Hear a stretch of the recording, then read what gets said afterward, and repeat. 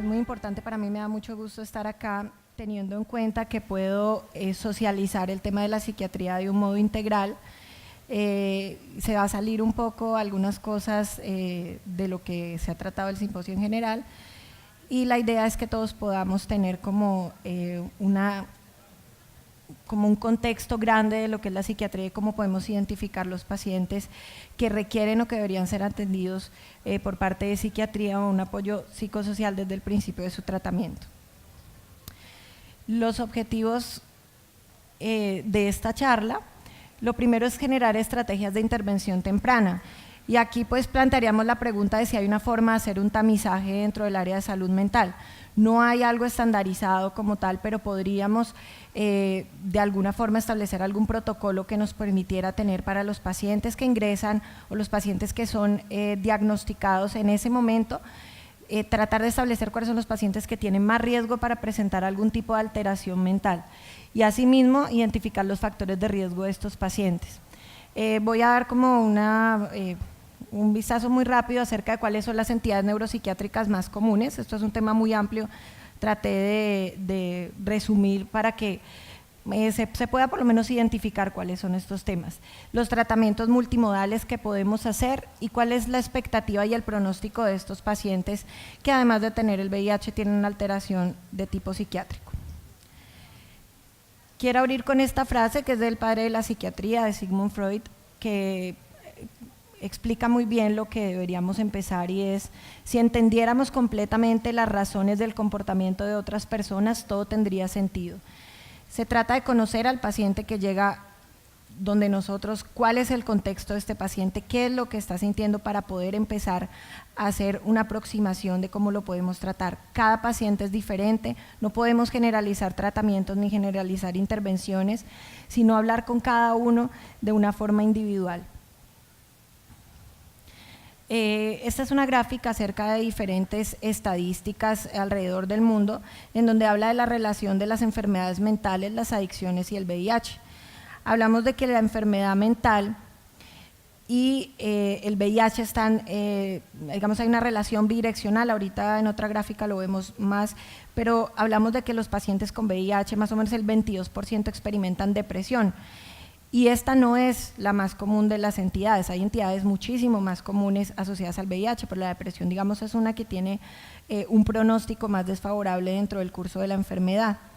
Muchos pacientes con una enfermedad mental de base tienen más predisposición a tener o a sufrir infección por VIH en algún momento, por muchos factores de riesgo, por conductas de riesgo que toman. La mayoría de esos también están relacionados con consumo de sustancias psicoactivas. Más o menos un paciente con una enfermedad mental tiene 4 veces mayor riesgo de contraer VIH. Un cuarto de los pacientes con VIH tienen una asociación de consumo de sustancias psicoactivas, y de esos un 10% son pacientes que han utilizado en algún momento drogas endovenosas y que han compartido agujas. Entonces hablaríamos si el VIH es una epidemia psiquiátrica. Esa podría ser una pregunta interesante. El riesgo de VIH va a aumentar en los pacientes que abusan de sustancias psicoactivas, los pacientes con trastornos de personalidad que son muy difíciles de intervenir en todos los contextos, los pacientes con trastornos afectivos y los pacientes con trastornos cognitivos de base. Ya especificaremos por qué, pero estos son pacientes que tienen más riesgo de tener VIH, y a la vez los pacientes con VIH tienen mayor riesgo de presentar enfermedad mental por abuso de sustancias psicoactivas, porque el VIH lleva a un trastorno cognitivo que lo lleva también a ser vulnerable, a tener alteraciones de tipo mental, a tener trastornos afectivos y a estar rodeado de múltiples estresores psicosociales que los llevan también a tener mayor riesgo de enfermedad mental.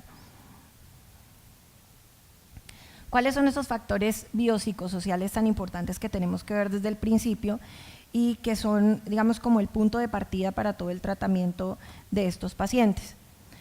Tenemos que entender que los pacientes que llegan a nosotros tienen un contexto social. En todos los pacientes es diferente. Ahí hay una palabra muy importante que es el estigma y la estigmatización de los pacientes, que dependiendo del contexto social de donde lleguen, de su cultura, de su nivel educativo, va a variar muchísimo. los hábitos de vida que el paciente tiene y en el momento de tener la infección por VIH, cómo cambian esos hábitos de vida. La red de apoyo que el paciente tiene puede ser una red de apoyo débil desde el principio, como puede ser que el paciente hubiera tenido una red de apoyo y en el momento del diagnóstico fue abandonado por toda la familia y quedó solo. Y eso hace que el proyecto de vida de los pacientes definitivamente cambie. Las decisiones que debe tomar para su vida cambian con respecto a todo esto y esto pues se relaciona íntimamente, todos estos factores se relacionan para el pronóstico y la expectativa de vida del paciente. Aquí vemos una gráfica donde representa, digamos, en la línea del tiempo, en el momento en que el paciente se infecta y en el momento en que es diagnosticado.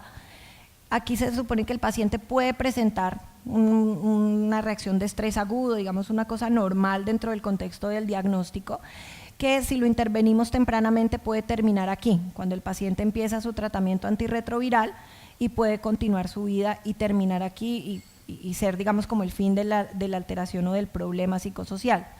Las relaciones interpersonales sí pueden ser, digamos, es una línea punteada porque es una línea que independientemente de la infección o no puede tener altibajos dentro de la vida de cualquier persona. ¿Qué pasaría si nosotros no intervenimos aquí en el momento del diagnóstico cuando el paciente ha tenido esta reacción de estrés agudo? Básicamente este estrés ya se convierte en una enfermedad mental y ya podemos empezar a ver otras alteraciones de tipo mental. Si aquí hacemos una intervención, el tratamiento puede ayudar a mejorar la calidad de vida del paciente. En cambio, si es un paciente que esté estigmatizado permanentemente, que no reciba ningún tipo de apoyo dentro de su proceso de enfermedad, pues va a experimentar unas alteraciones mayores y muchísimo más riesgo de tener enfermedad mental. Y bueno, aquí hay otra cosa importante y es en qué momento el paciente decide ser o no adherente al tratamiento con respecto a tener o no un apoyo o a tener una estigmatización social que no le permite ser adherente a este. Son tres factores importantes. El primer factor, que es el más externo, es la comunidad. ¿Sí? Hablamos de una desigualdad de género, los factores socioeconómicos, las políticas sociales, la estigmatización y el silencio que ejerce la comunidad sobre los pacientes con VIH, cómo los aísla y cómo no permite que ellos puedan de alguna forma seguir siendo socialmente activos y funcionales en su vida laboral, por ejemplo. Aquí hablamos de la parte clínica y aquí es donde estamos todos nosotros.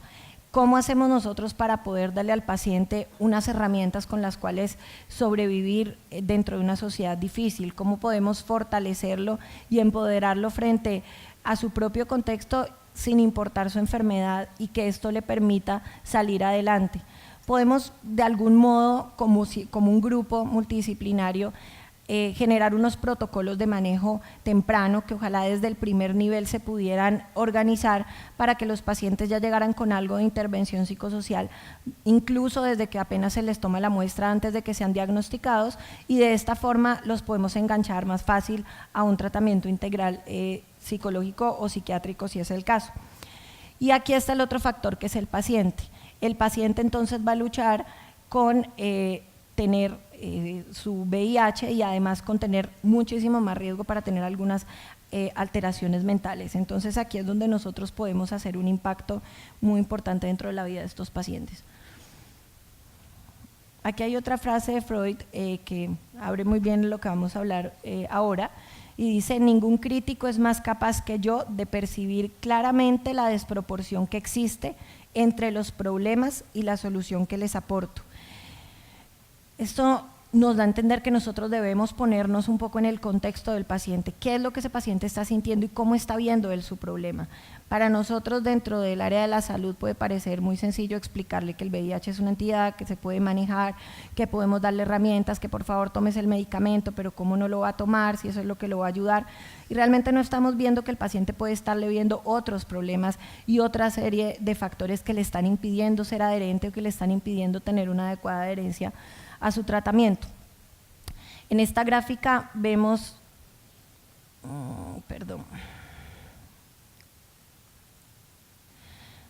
vemos acá otros factores que son muy importantes. Hablamos de la infección por VIH. Si un paciente, digamos, está dentro de una problema socioeconómico importante, la pobreza. Esto también va a tener que el paciente tenga un detrimento de su salud muy importante, lo que lo va a llevar a que su capacidad para mantenerse, su capacidad para hacer cosas esté reducida. Asimismo, se va a ver enfrentado muchísimo más a la estigmatización y a la exclusión, incluso de su mismo contexto, de la misma área donde el paciente se desenvolvía previamente. Esto va a hacer que el paciente tenga una inseguridad dentro de su vida y de su supervivencia, incluso en el tema de la alimentación.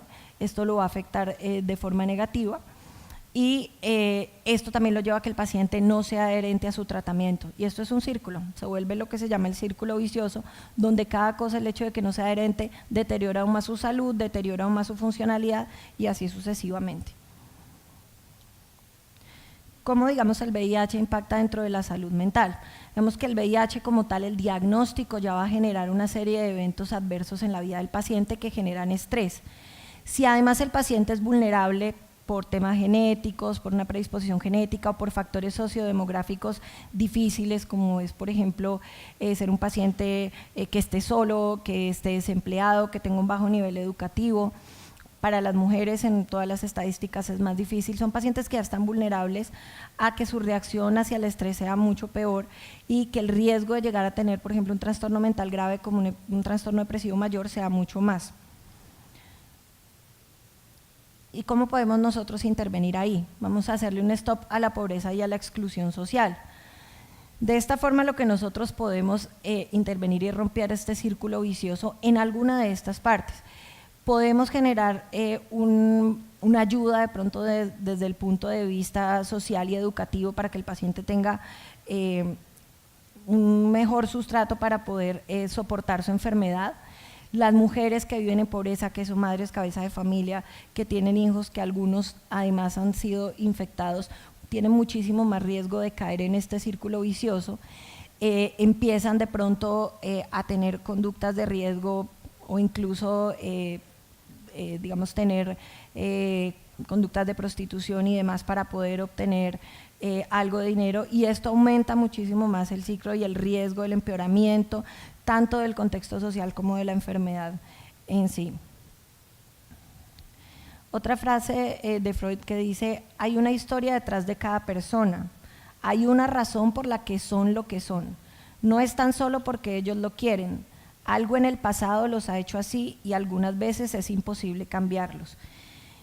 Nosotros tenemos la mejor herramienta, que es el diálogo con nuestros pacientes. Es donde podemos hablarle, además de la parte médica, qué hace usted, qué es lo que le gusta hacer, con quién vive, quién es su familia, cuáles son sus motivaciones, cuáles son sus expectativas en la vida, lo que nos permite darnos una idea de quién es ese paciente que tengo enfrente, cuáles son las cosas que está enfrentando aparte de su enfermedad y que nos permitan ayudarlo de una forma mucho más precisa. Y esto es lo que nosotros nos vemos. Esta gráfica, digamos, muestra un iceberg. Nosotros estamos acá, en la parte de afuera, viendo la enfermedad como tal, interviniendo en esto. ¿Qué es lo que la gente no ve y la sociedad no ve? Todo lo que el paciente experimenta, todos los síntomas físicos, toda la parte de la estigmatización, la ansiedad, la angustia, la incertidumbre sobre su futuro y sobre lo que va a pasar. Y es ahí donde entramos nosotros como equipo a intervenir, a ver lo que está debajo, lo que está por debajo del agua, para poder mejorar lo que está arriba. Estas son algunas de los testimonios que presentan algunos pacientes que tienen VIH y lo que pueden sentir acerca de la estigmatización. Muchos dicen: me siento avergonzado, escondo mi VIH de otros porque temo que me vayan a decir algo. Ser positivo me hace sentir sucio, me hace sentir culpable. Es difícil hablarle a la gente acerca del VIH. Me siento culpable por ser positivo. Algunas veces me angustio porque soy positivo, y esto les impide tener unas adecuadas relaciones sociales. Están evitando permanentemente hablar del tema, plantearlo. Muchos llegan casi a escondidas a sus citas médicas o tienen que desplazarse de un municipio a otro para no tener que encontrarse con gente conocida, y esto pues está empeorando muchísimo que el paciente pueda tener adherencia a su tratamiento. Más o menos 8 de cada 10 pacientes con VIH, esto es unas estadísticas de Estados Unidos, pero podemos verlo pues igual en cualquier parte, han experimentado en algún momento una serie de discriminaciones o de estigmatización. ¿Qué se le puede decir a este paciente que se siente estigmatizado? digamos, hay una intervención inicial, que es como tratar de hablar de qué es lo que siente, qué es lo que está pensando, las frases que vimos anteriormente, y poderle dar a entender que realmente son más cosas que están surgiendo de su propia angustia más que cosas realmente ciertas. No es culpable, no se debe sentir sucio, no es una enfermedad para tener vergüenza, y tratarlo de sacar un poco ahí. Explicarle muy bien de qué va el tratamiento y qué es lo que debe hacer, cómo le está sirviendo, cómo va a impactar positivamente en su futuro. Siempre encontrar un consejero o alguien que genere esa red de apoyo que de pronto el paciente no tiene y que pueda estarle dando un poco de ánimo en cada paso que esté dando sobre su enfermedad. Y aquí otra parte que sería muy importante en cada grupo, y es poder generar organizaciones o terapias grupales o un manejo con pacientes que cada uno pueda expresar los temores que tiene y cómo poder hacer que no se sientan solos con respecto a su enfermedad. No están solos, hay muchos más que están pasando por lo mismo y entre todos se pueden ayudar y se pueden fortalecer. En cuanto a la discriminación, el 17% de las personas que en VIH, esto es en América Latina, han sido acosadas o amenazadas físicamente. De estos han sido desde insultos hasta golpes, incluso hasta asesinatos por parte de la discriminación. Hay un estigma también internalizado, es decir, que el paciente ya esa discriminación que está sintiendo por fuera la internaliza y empieza él mismo a discriminarse. Entonces ya son pacientes que 1 de cada 5 ya tienen baja autoestima, 1 de cada 4 ya empiezan a tener ideación suicida acerca de esto por su propia internalización de este estigma. Y esto pues obviamente disminuye la adherencia al tratamiento y lo que podemos hacer. No asisten a los servicios de salud muchas veces por el temor o la vergüenza. Las estadísticas en cuanto al tema, digamos, de estigmatización hablan de que además de tener un estigma asociado a su infección por VIH, hay además una complicación, y son pacientes de comunidades étnicas o de comunidades raciales que son además doblemente estigmatizados, por decirlo así. Aunque la estigmatización está alta en todos los grupos, sí vemos que es muchísimo más alta para los pacientes afrodescendientes o los pacientes hispánicos o latinos, principalmente si están en otro país. Y por género es mucho más alto para las mujeres, aunque casi de cerca con los pacientes transgénero. Por edad, son mucho más discriminados los pacientes en edades tempranas. Esto podría explicarse también porque son pacientes que son socialmente un poco más activos y que empiezan a excluirse ellos mismos de su grupo social. Y aquí en cuanto a las enfermedades mentales, entonces hablamos que los pacientes con VIH con respecto a la población en general tienen muchísimo más riesgo de presentar cualquiera de estas alteraciones mentales, llámese trastorno de ansiedad generalizado, distimia, depresión, pánico o abuso de sustancias psicoactivas, que es muy frecuente. La prevalencia de las condiciones psiquiátricas en la población general es esta, digamos, para estas 3 entidades, como el abuso de sustancias psicoactivas, la depresión mayor y los trastornos de ansiedad. En la población con VIH vemos que el abuso por sustancias psicoactivas es casi de la mitad, la depresión mayor llega hasta casi el 40% en algunas partes, y los trastornos de ansiedad, aunque es más pequeño, pues son trastornos que se pueden presentar en diversas formas, entonces también son muy importantes de detectar a tiempo. Aquí es donde también estaría nuestra intervención, cómo le podemos nosotros dar a los pacientes herramientas dentro de la salud pública y oportunidades laborales que les permitan tener una mejor red de apoyo, unos mejores recursos para poderse ayudar, y que todo lo demás que es el sistema, la discriminación, la ignorancia, la misma condición social de los pacientes, evite que estos pacientes caigan. Hablando ya un poco, digamos, de los mecanismos patológicos, ¿por qué es tan frecuente que los pacientes con VIH tengan trastornos mentales?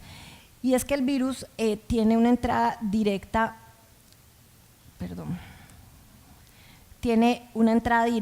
al sistema nervioso central, o sea que hay un daño neuronal directo, pero también hay alteraciones neurológicas secundarias, las infecciones oportunistas o neoplasias malignas, que también pueden llegar a alterar el sistema nervioso central. A la vez, estos pacientes con VIH tienen unos mecanismos proinflamatorios permanentes que van a hacer que todo el tiempo estén teniendo una reacción de estrés, donde se van a mediar también hormonas y se van a mediar sustancias como por ejemplo el cortisol, que llevan a que haya una alteración del sistema inmunológico. Y hay una disregulación del eje hipotálamo hipoficiario adrenal en los pacientes que además experimentan ansiedad, que este sería el efecto inmunológico de la depresión, porque un paciente con depresión termina teniendo un peor pronóstico de la enfermedad. Esta sería la gráfica que explica esto, donde el sistema nervioso central, el sistema endocrino y el sistema inmune están correlacionados. Los neurotransmisores y las hormonas que son producidas a su vez van a llegar a generar una respuesta de estrés en el organismo. Estas son, digamos, dos de las principales sustancias, las catecolaminas y el cortisol, que tienen una relación inversamente proporcional con el conteo de CD4 y directamente proporcional con la carga viral. Entre más catecolaminas y cortisol haya, la carga viral va a aumentar y a su vez va a disminuir el recuento de CD4, y este es el porqué el pronóstico de la enfermedad va empeorando. Ya dentro de la clínica, para dar como un vistazo rápido, digamos, entender estos 5 puntos. Si encontramos soluciones, vamos a hacer que el paciente esté bien. Si el paciente tiende a caerse en su enfermedad, se va a deprimir. Si empieza a tener una reacción como de pelea y de negación frente a la enfermedad, va a experimentar problemas de irritabilidad. Si el paciente se congela o se queda quieto frente al diagnóstico, son pacientes que se expresan por medio de la ansiedad. Y si son pacientes que quieren huir y que quieren aislarse del diagnóstico que han tenido, pues normalmente van a buscar el camino de la adicción como una forma de huir del problema. Y hablando ya de las entidades clínicas, esta es la más común de todas, a la que más vemos. Esta se ve más que todo en un contexto hospitalario, pero puede llegar un paciente a la consulta externa con un síndrome confusional o delirium. Es el más común de los trastornos asociados a VIH. Siempre hay una causa subyacente, siempre hay una causa, llámese infección, dolor, manejo con algún medicamento que haya prodeliriogénico que produzca el delirio.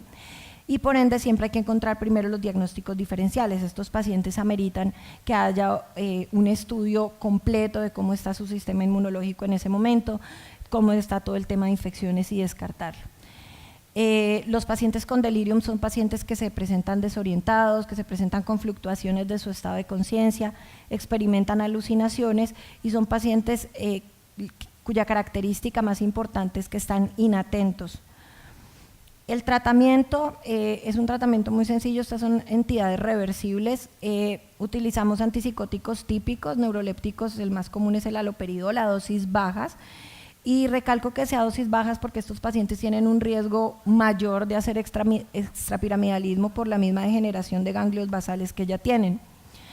Debemos siempre intervenir en que no se usen medicamentos prodeliriogénicos, por ejemplo los opioides, que muchas veces son utilizados por un dolor crónico, y otras medidas no farmacológicas como mejorar el ambiente del paciente, la reorientación permanente, el que se manejen horarios y otro tipo de cosas que podemos intervenir dentro del medio hospitalario. Normalmente, como les digo, estos pacientes están hospitalizados.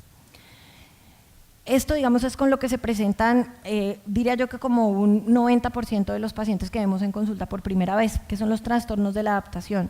Son los pacientes que acaban de ser diagnosticados casi siempre y que están haciendo una reacción de duelo ante el diagnóstico y ante la enfermedad. Están experimentando apenas los cambios de vida que tienen por tener la enfermedad, lo que les toca hacer y cómo se están adaptando a empezar a ir a controles, a empezar a tomar medicamentos.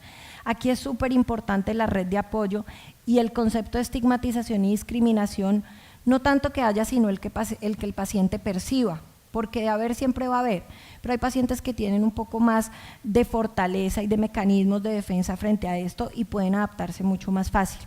Si nosotros intervenimos en este punto, y la principal intervención aquí sería psicoterapéutica más que farmacológica, podemos evitar que esto progrese a otras entidades peores. Esta frase dice: las emociones no expresadas nunca morirán, están enterradas vivas y aparecerán más tarde de maneras más desagradables.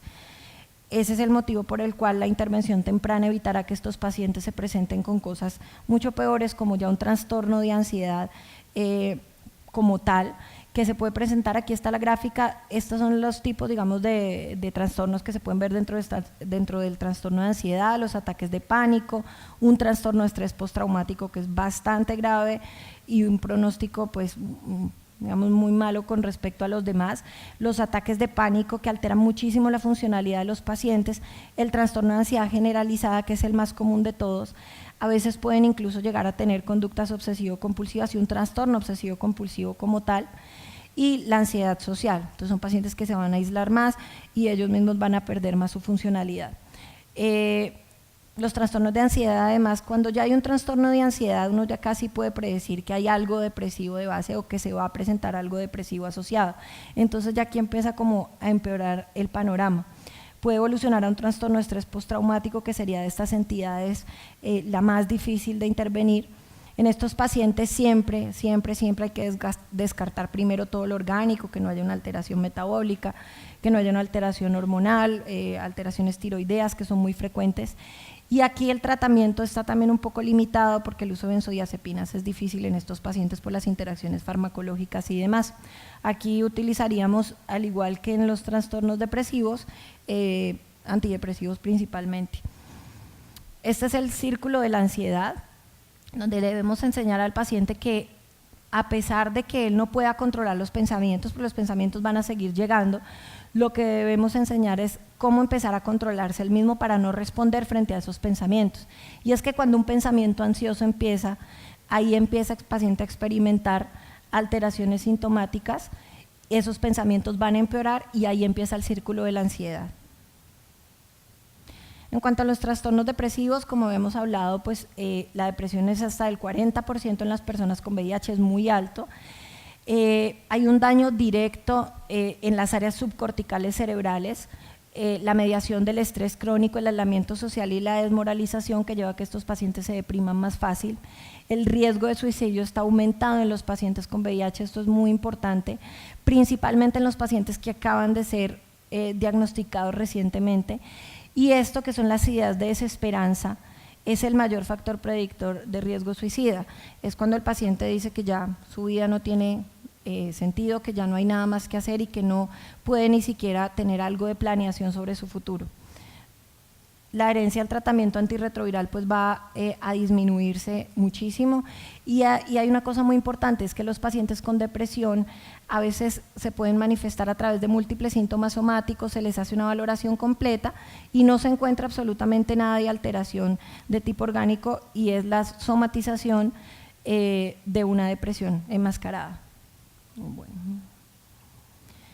Aquí estaría esta gráfica en cuanto a las estadísticas con respecto a la población general, está muchísimo más alto para diferentes tipos de depresión, sea depresión mayor, es un poco más bajo, pero pues puede también tener un episodio depresivo leve que podría ser además la puerta de entrada para un episodio depresivo más complicado. Y aquí como una tabla, básicamente para mostrar que hay unos factores sociodemográficos que hacen además que haya mayor riesgo de que presenten depresión. Hablamos que es mayor en las mujeres cuando tienen un nivel educativo bajo, pacientes que están separados, viudos, los pacientes viudos principalmente los hombres, pacientes desempleados cuando tienen una clase socioeconómica baja y pues, factores, digamos, socioeconómicos complicados, de zona rural, cuando están sintomáticos, cuando el conteo de CD4 es menor a 500 y cuando tienen un riesgo de desnutrición. Este es el modelo conceptual para entender cómo podríamos hacer la intervención dentro de la depresión. El tratamiento para la depresión hace que podamos hacer que el paciente pueda tener una mejor eficacia en su tratamiento y pueda tener una mejor adherencia. Si mejoramos la adherencia, el paciente va a poder disminuir su carga viral y va a aumentar la supervivencia, y esto es lo que deberíamos nosotros decirle al paciente. Si hacemos un tratamiento antidepresivo a tiempo, podemos llegar a mejorar esto. Este algoritmo lo puse básicamente para ver cómo, digamos, en una consulta general se puede determinar el riesgo suicida de un paciente y en qué momento, digamos, debe ser un paciente remitido a salud mental. Hablamos que si un paciente se le pregunta que si ha tenido ideas, que si tiene ideas en el momento de hacerse daño, de hacerle daño a otros, En ese momento si el paciente expresa que no, igual hay que preguntarle si antes las ha tenido, porque eso igual es un factor de riesgo. Si nunca las ha tenido, digamos que podemos determinar que no hay riesgo. Si las ha tenido previamente, debemos tratar de entablar un diálogo con el paciente, remitirlo de pronto a psicoterapia o también remitirlo a una valoración psiquiátrica posterior. Si el paciente sí tiene en ese momento pensamientos suicidas, deberíamos empezar a preguntarle si tiene una planeación, si ha intentado hacerlo, cuál sería, digamos, la motivación para hacerlo, qué lo frena o qué lo impulsa a hacerlo, si el paciente está psicótico o tiene cualquier otra alteración mental. Todo esto serían muchísimos signos de alarma para que nosotros inmediatamente remitamos al paciente a una red de urgencias o a una valoración psiquiátrica inmediata. En cuanto a otros trastornos afectivos, tenemos también trastorno afectivo bipolar. Este se presenta más que todo por reacción de algunos de los tratamientos antirretrovirales, también se presenta con respecto a esto. Es más relacionado con infecciones oportunistas o cuando ya hay un daño estructural como tal.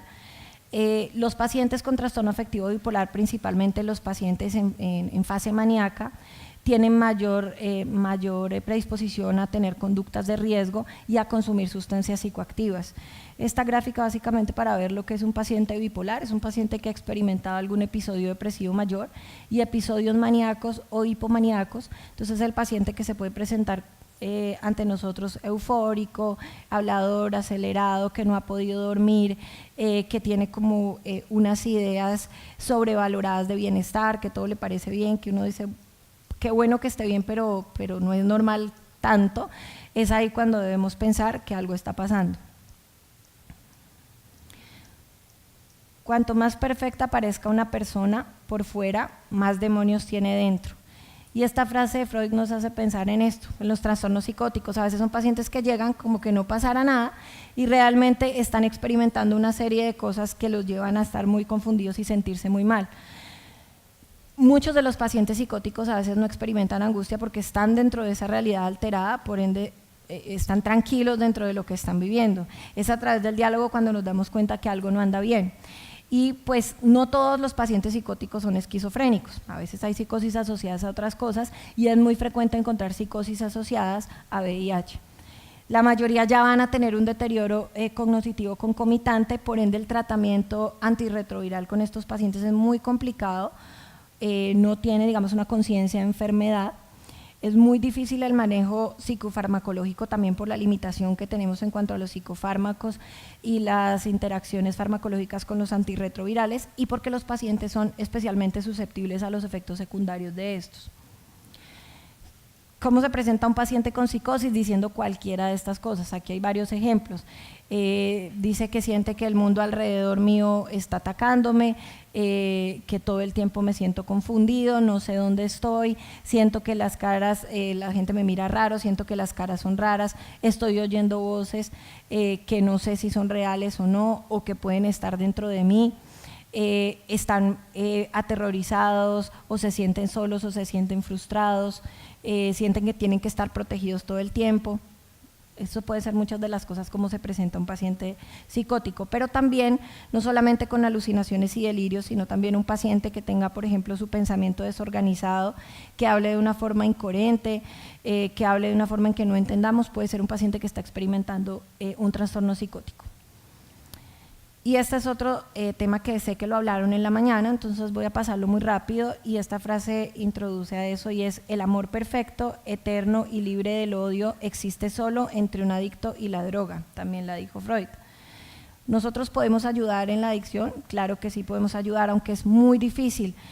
Es muy difícil intervenir porque muchos de los pacientes que tienen un trastorno por consumo de sustancias psicoactivas son pacientes que tienen trastornos de personalidad.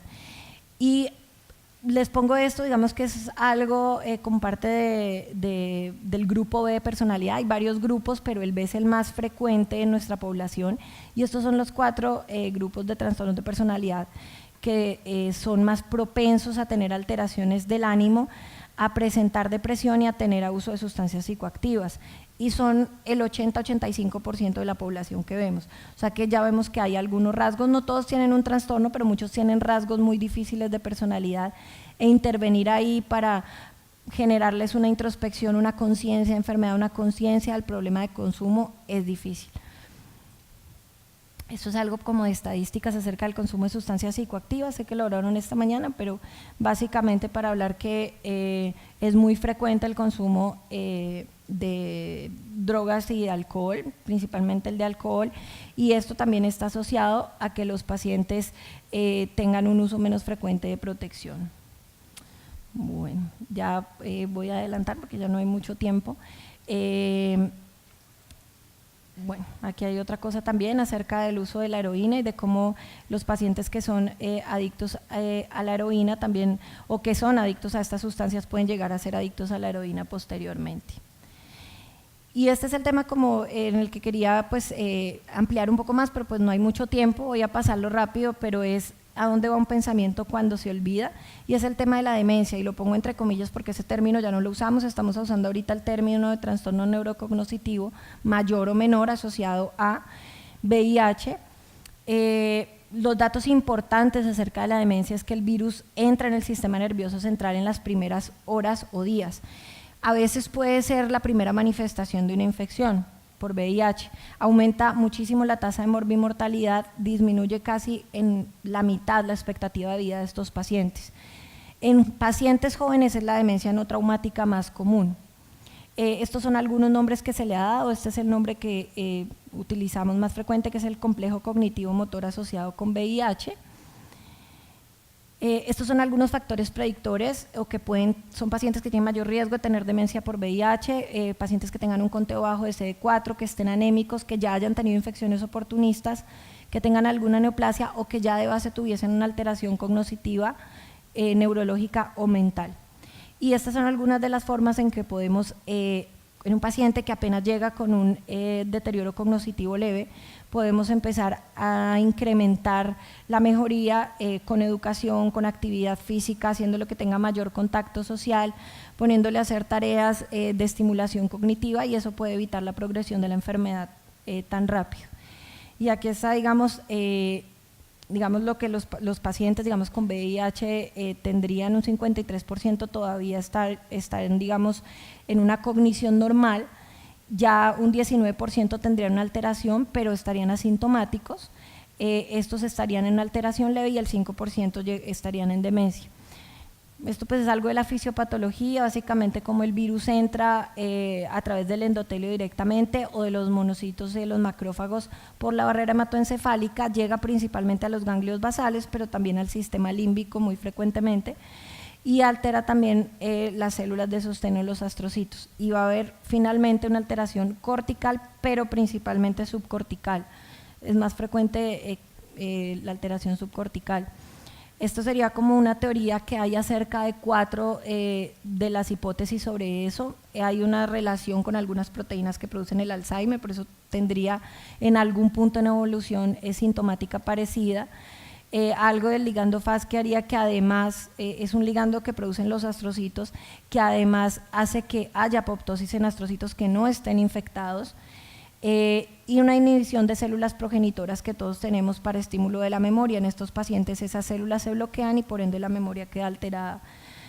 Bueno, aquí hay algo más de fisiopatología que pues voy a adelantarlo por temas de tiempo, pero básicamente habla de todas las sustancias que están relacionadas con el tema fisiopatológico de la generación de la demencia.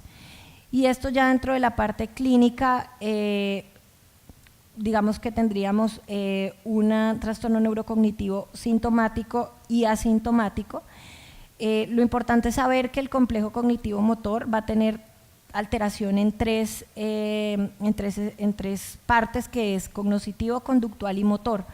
Son pacientes que empiezan a tener dificultad para las tareas habituales, déficit en la concentración, están apáticos, se empiezan a aislar más de la sociedad y de su familia y todo. Y en el tema motor empiezan a experimentar bradiquinesia, alteración en la marcha o debilidad en los miembros inferiores. De estos, en la parte ya subcortical hablamos de que son lo anteriormente mencionado, y ya cuando una alteración cortical ya son pacientes muchísimo más avanzados que ya empiezan a presentarse con afasias, apraxias y agnosias. Son pacientes que empiezan a estar indiferentes, apáticos, que empiezan a deteriorar su autocuidado, su higiene, tiene un deterioro funcional y social muy importante, y la bradiquinesia empieza a ser incapacitante para la marcha hasta que pueden terminar estando postrados. Otros síntomas que se pueden presentar, bueno, son varios, síntomas psicóticos, pérdida de la memoria, disminución en la concentración, y estos serían, digamos, la forma en que nosotros podríamos como presentarnos al paciente y cómo podemos saber si el paciente está teniendo un deterioro de memoria, empezar a preguntarle básicamente si está orientado, dónde está, si a veces cuando ve televisión, por ejemplo, se está distrayendo o está perdiendo el hilo de las conversaciones, si olvida el nombre de sus familiares o de sus amigos, si tiene que repetir o repite mucho las palabras, también es un signo de alarma para eso.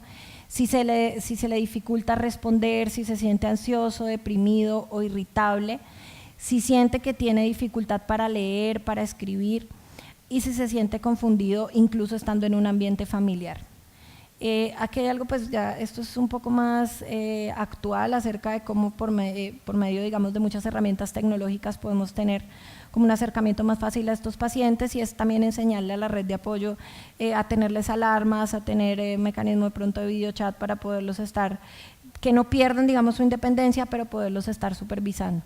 Estos, bueno, son tablas de criterios diagnósticos que también las voy a pasar rápido.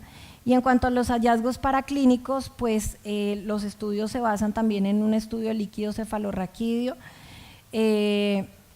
otros como la tomografía axial computarizada, que no es muy útil a menos que estemos buscando lesiones traumáticas o lesiones vasculares agudas, o simplemente para ver la atrofia cerebral, como en esta imagen, donde vemos pues que aquí hay este es un ataque normal y esta es una tomografía ya de un paciente con atrofia cerebral, donde vemos que los surcos están muchísimo más marcados y hay una ventriculomegalia compensatoria por esa misma atrofia cerebral. Esto, digamos, sí creo que debería ser una de las herramientas más importantes que siempre deberíamos pedir en los pacientes que ya sospechamos una alteración cognitiva, es una resonancia que es muy difícil a veces, las autorizaciones y todo es demorado, pero creo que es un elemento fundamental para la evaluación de estos pacientes. En la resonancia, ¿qué podemos ver? Podemos ver también ya zonas, digamos, donde hay digamos, una atrofia cortical, donde se ve mayor, los surcos mucho más marcados, aquí hay una ventriculomegalia por la misma atrofia. Vemos acá que hay unas zonas que hablan de esto que se llama la leucoencefalopatía, que son unas zonas, digamos, donde ya se van, están convergiendo todas las lesiones y empiezan a deteriorar diferentes áreas cerebrales. Y otra cosa que podemos ver en la tomografía, bueno, esta también es de atrofia, otra cosa que podemos ver acá en la tomografía son estas áreas, esto que se ve un poco acá, que es cuando hay realce de la parte meningia con el medio de contraste, que es donde ya ha habido una ruptura de la barrera hematoencefálica. Obviamente aquí ya el parénquima está muchísimo más alterado. Esto es una resonancia estructural de un estudio que hicieron, bueno, me lo voy a pasar también. El PET, que ya lo estamos pudiendo pedir mucho más frecuente, bien justificado, lo autorizan y es muy importante, es la tomografía por emisión de positrones, y lo que nos permite es medir los cambios en las tasas metabólicas regionales. Podemos ver, por ejemplo, aquí con captación del metabolismo de glucosa, cómo sería en un paciente normal. Todas estas zonas rojas es donde más hay funcionamiento de glucosa, y acá, digamos, en un paciente que ya tiene una alteración cognitiva leve, vemos que el color rojo ha disminuido mucho porque ya son menos las áreas que están activándose, ¿sí?, cuando el paciente está realizando alguna tarea, y aquí vemos unas áreas muchísimo más marcadas cuando ya el paciente tiene la enfermedad. Estas áreas de azul son áreas donde no hay metabolismo de glucosa por el mismo daño. Hay otros estudios funcionales, pues mucho más complejos, pero sí podríamos, por ejemplo, pedir un electroencefalograma, unos potenciales evocados nos permitiría medir la funcionalidad de estos pacientes mucho mejor. Bueno, en esto tampoco me voy a detener porque era algo más acerca del tratamiento, que tampoco es mi campo, pero quería dar como una muestra del algoritmo en cuanto a la progresión del tratamiento con respecto a los síntomas cognitivos. Lo mismo, esta es la parte del tratamiento, cómo hacemos aquí más que todo una relación entre la carga viral y cómo deberíamos nosotros instaurar o en qué momento deberíamos pensar que el tratamiento antirretroviral está generando una falla o está generando algún tipo de neurotoxicidad, que podría también verse acá. Listo, y esto es como un resumen de la parte de encefalopatía. Entonces, recordar básicamente que es un trastorno neurológico que está asociado a la infección por VIH, que puede ser el primer signo de la infección, que afecta del 10 al 24% de los pacientes, desde un deterioro leve hasta un deterioro mayor, que afecta a 1 de cada 1000 pacientes con VIH, que está asociado con un recuento bajo de CD4 y una alta carga viral, que puede estar directamente por como tal el virus entrar dentro del sistema nervioso sin ningún otro tipo de mecanismos. Los síntomas incluyen una alteración cognitiva, alteración de la memoria, alteración conductual y alteración motora. Se diagnostican con un examen neurológico completo, imágenes radiológicas, la principal, diría que la más importante es una resonancia, y punción lumbar también se podría utilizar. La prevención y el tratamiento, básicamente la terapia antirretroviral.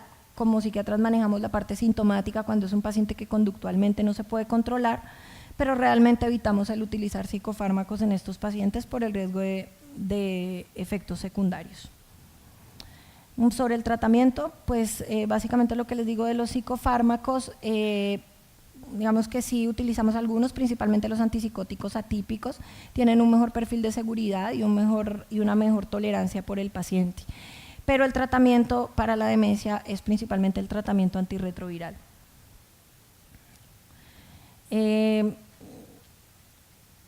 Aquí hablar, digamos, de la espiral de todo lo que nosotros podemos intervenir dentro de la medicación, el tema de salud, el tema psicosocial, cómo darle al paciente también asesoría dentro de varios temas acerca de su enfermedad, los temas legales, el consumo de sustancias psicoactivas y la nutrición, que es lo que finalmente llevaría a que pudiéramos hacer un manejo integral de estos pacientes. La ciencia moderna aún no ha producido un medicamento tranquilizador tan eficaz como lo son unas pocas palabras bondadosas. Esto también lo dijo Freud y creo que la herramienta principal la tenemos nosotros y es el diálogo. Para terminar, les presento esto que es la última campaña de la Asociación Colombiana de Psiquiatría, que habla de yo también voy al psiquiatra y cómo también disminuir el estigma de los pacientes que asisten a psiquiatría. Si son pacientes que ya están estigmatizados por tener su VIH, porque van a tener doble estigma que asisten al psiquiatra. Así que, pues, es importante entender esto y si yo también voy al psiquiatra, espero que ustedes también lo hagan. Muchas gracias.